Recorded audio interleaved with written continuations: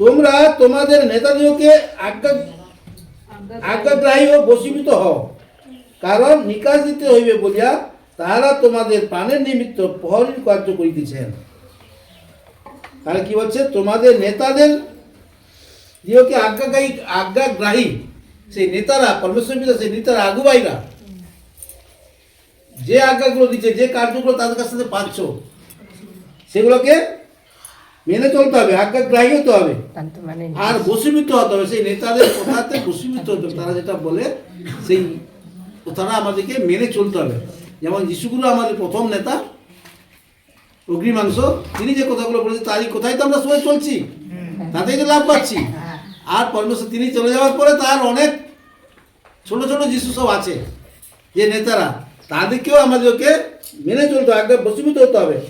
কারণ নিকাশ দিতে হইবে বলিয়া তাহারা তোমাদের প্রাণের নিমিত্ত প্রহরী কার্য করিতেছেন। তাদেরকে বিকাশ দিতে হবে পরমেশ্বর পিতার কাছে, বিচার দিনে কোথাও উত্তর দিতে হবে যদি ভুল কাজ করি, ভুল শিক্ষা দেই।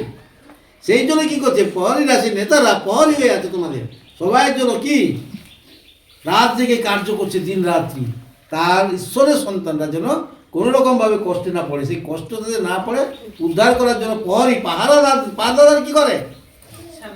সারা রাত পাহারা দিচ্ছে, চোর যাতে না ঘরে ঢুকে সিলকে চিঠি করে চলে মালিকে।